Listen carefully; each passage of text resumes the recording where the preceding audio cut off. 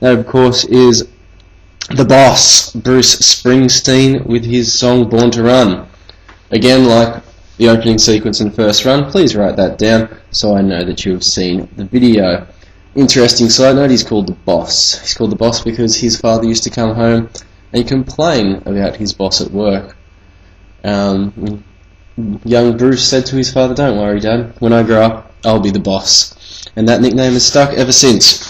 That's just a side note and has no relevance to our study of Run Lola Run, of course. So we're looking at the second run now. This video is all going to deal with the second run. The images that are in your booklet I will be discussing. But let's talk about the run itself first. The run opens with a slight delay, okay? As a result of the boy on the stairs and the dog, Lola trips and is delayed slightly. Now, a tracking shot is used numerous times throughout the film, and it is a distinctively visual element that you can talk about. Not just Lola and Manny's fate are affected by her slight delay. For example, we have Doris. She goes from having to steal a child after her own child is taken away to winning the lottery and living a luxurious life. Moving forward to the robbery at the bank, Lola is completely dominant. The dominant person in the relationship with her father this time around.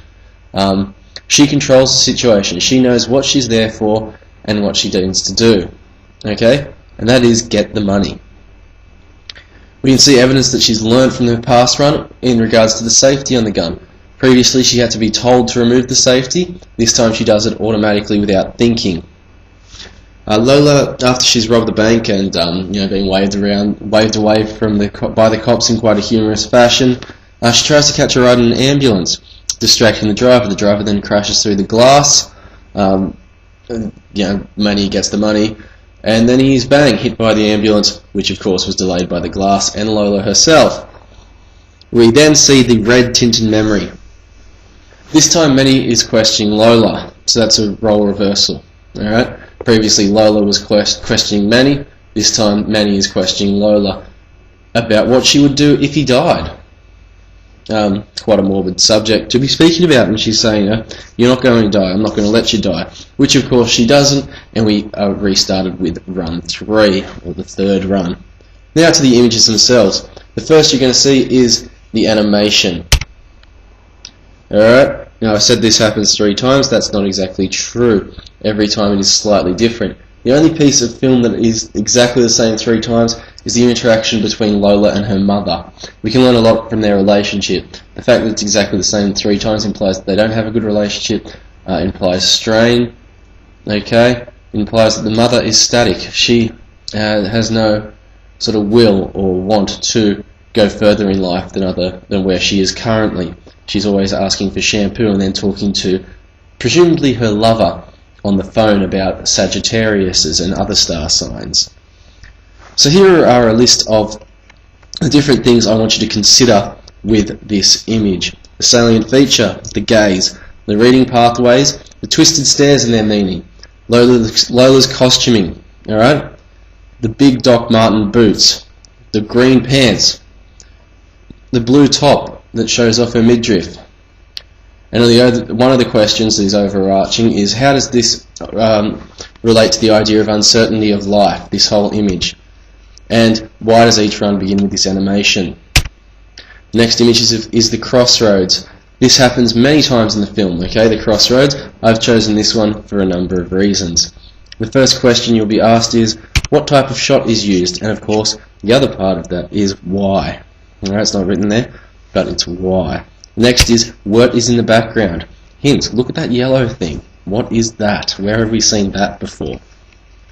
The next thing you're going to be looking at is the idea of choice. A crossroad implies choice. Why are there so many shots of crossroads and Lola standing at crossroads? Okay, why in their film? Now we want to look at the symbolism of the red light and why that is in fact the salient feature. As we know, red implies danger. The next one and final one that we'll indeed be looking at is the split screen. Okay? Here we have the split screen between Manny and Lola. as well as the clock that is ever approaching 12 o'clock, which of course is the time that Manny was going to rob the supermarket. There's lots of things we can talk about here. Okay, we've got Manny's inaction. He is static. We've got Lola running. We can see her hair moving. She is focused on her goal. Okay, we can have a look at their relationship and we can talk about that. I've just provided you where you are annotating, not what you are annotating. So if you've got Manny, Lola, the eye contact between the two, and of course the ever-present clock. Discussion questions and focus for this one is: what is shown about both Manny and Lola in this image? What do we learn about their relationship from this image? And why has the director used the split screen? So quite a few things to consider there. Alright, that is the second run and the images associated with it. Thank you for your time and see you next time in class.